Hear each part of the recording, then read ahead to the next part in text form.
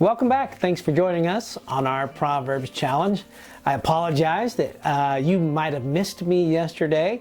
I did not get a video out. I had some technical difficulties, and today I'm inside because it is really windy and loud outside. But nonetheless, today is June 28th. We are in Proverbs 28 today, getting closer and closer to the elusive end of this book.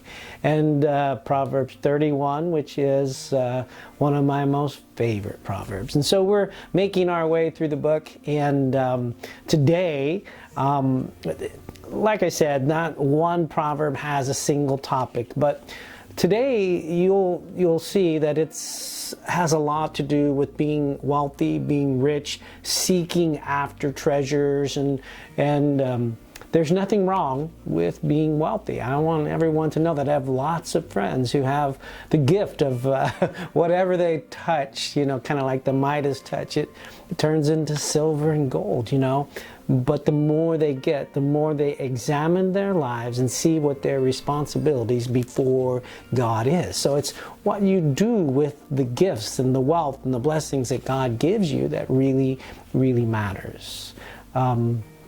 Jesus was teaching his disciples, and there was a rich young ruler who came to him and asked him, he said, "Jesus, our Lord, what must I do to inherit eternal life?" And Jesus saw into his heart and knew that the thing that he struggled with was his great wealth. And so he asked him a few questions about the law, and he knew the law, and he said, you're doing good, then do these things. But one more thing, give all of your possessions to the poor, and you will be saved. And he doesn't call us all to do that, but he knew that that was the thing that controlled this man's heart. And so your wealth, your riches, you can't let it control your heart. In fact, it's just a tool in the hands of those who serve God. And so we use it for him.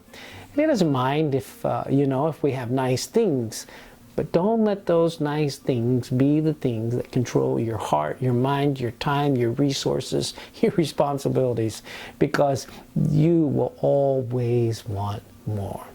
His disciples questioned him after this meeting with this rich young ruler, and they're like, "Who then can get saved? Master, we've given up everything." And he said that it is harder for a rich man, because if you have wealth, and we're all wealthy in this country, it will become a burden to us. And so let us not let our riches be a burden. Let's follow the wisdom of God. And here is Proverbs 28 on June 28th. "The wicked flee, though no one pursues, but the righteous are as bold as a lion. When a country is rebellious, it has many rulers, but a ruler with discernment and knowledge maintains order. A ruler who possesses the poor is like driving rain that leaves no crops, oppresses the poor. Those who forsake instruction praise the wicked, but those who heed it resist them. Evildoers do not understand what is right, but those who seek the Lord understand it fully. Better the poor whose walk is blameless than the rich whose ways are perverse. A discerning son heeds instruction, but a companion of gluttons disgraces his father. Whoever increases wealth by taking interest or profit from the poor amasses it for another. Who will be kind to the poor? If anyone turns a deaf ear to my instruction, even their prayers are detestable. Whoever leads the upright along an evil path will fall into their own trap, but the blameless will receive a good inheritance. The rich are wise in their own eyes. One who is poor and discerning sees how deluded they are. When the righteous triumph, there is great elation, but when the wicked rise to power, people go into hiding. Whoever conceals their sin does not prosper, but the one who confesses and renounces them finds mercy. Blessed is the one who always trembles before God, but whoever hardens their heart falls into trouble. Like a roaring lion or a charging bear is a wicked ruler over helpless people. A tyrannical ruler practices extortion, but the one who hates ill-gotten gain will enjoy a long reign. Anyone tormented by the guilt guilt of murder will seek refuge in the grave. Let no one hold them back. The one whose walk is blameless is kept safe, but the one whose ways are perverse will fall into the pit. Those who work their land will have abundant food, but those who chase fantasies will have their fill of poverty. A faithful person will be richly blessed, but one eager to get rich will not go unpunished. To show partiality is not good, yet a person will do wrong for a piece of bread. The stingy are eager to get rich, and are unaware that poverty awaits them.